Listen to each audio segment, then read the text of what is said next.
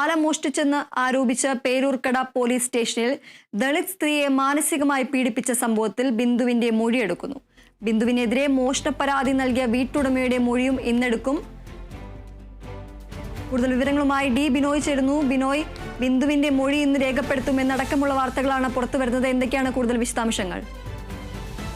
അല്പസമയം മുമ്പ് തന്നെ പത്തനംതിട്ടയിൽ നിന്നുള്ള പ്രത്യേക അന്വേഷണ സംഘം നെടുമങ്ങാടുള്ള ബിന്ദുവിന്റെ വീട്ടിലെത്തി മൊഴി രേഖപ്പെടുത്തി തുടങ്ങി. കേസിനാസ്പദമായ സംഭവം നടന്നത് ഏപ്രിൽ 23-ാം ആ ദിവസം നൽകിയ പരാതി, ആ ദിവസം അവരെ സ്റ്റേഷനിൽ എത്ര സമയം വെച്ചിരുന്നത് തുടങ്ങിയ കാര്യങ്ങളൊക്കെ തന്നെ നേരത്തെ അന്വേഷണ സംഘം പേരൂർക്കട പോലീസ് സ്റ്റേഷനിലെത്തി രേഖപ്പെടുത്തിയിരുന്നു. അതിനുശേഷം ഇന്ന് ഒരു ലീഗൽ സെൽ അതോറിറ്റിയുടെ ഒരു അഭിഭാഷകയുടെ സാന്നിധ്യത്തിലാണ് ഇപ്പോൾ മൊഴി രേഖപ്പെടുത്തിക്കൊണ്ടിരിക്കുന്നത്.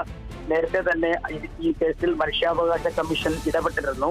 ഈ കേസുമായി ബന്ധപ്പെട്ടുള്ള കാര്യങ്ങൾ പുറത്തുനിന്നുള്ള അല്ലെങ്കിൽ ജില്ലയ്ക്ക് പുറത്തുനിന്നുള്ള ഒരു അന്വേഷണ സംഘം അന്വേഷിക്കണം എന്നായിരുന്നു മനുഷ്യാവകാശ കമ്മീഷന്റെ ആവശ്യം. അത് DGP അംഗീകരിക്കുകയും തുടർന്ന് പത്തനംതിട്ട ക്രൈംബ്രാഞ്ച് DYSP KA വിദ്യാധരന് ചുമതല നൽകുകയും ചെയ്തിരുന്നു. ഇപ്പോൾ DYSPയുടെ നേതൃത്വത്തിലുള്ള സംഘമാണ് മൊഴി രേഖപ്പെടുത്തിക്കൊണ്ടിരിക്കുന്നത്. ഇന്ന് യുവതിയുടെ മൊഴി രേഖപ്പെടുത്തിയതിനു ശേഷം പരാതിക്കാരിയായ സ്ത്രീയെ കണ്ട് അവരുടെ മൊഴിയും രേഖപ്പെടുത്തും. നേരത്തെ ഈ കേസിൽ യാതൊരു രജിസ്റ്റർ ചെയ്തിരുന്നെങ്കിലും പിന്നീട് അത് കേസില്ല എന്ന് പറഞ്ഞ് ഒഴിഞ്ഞു മാറുകയായിരുന്നു.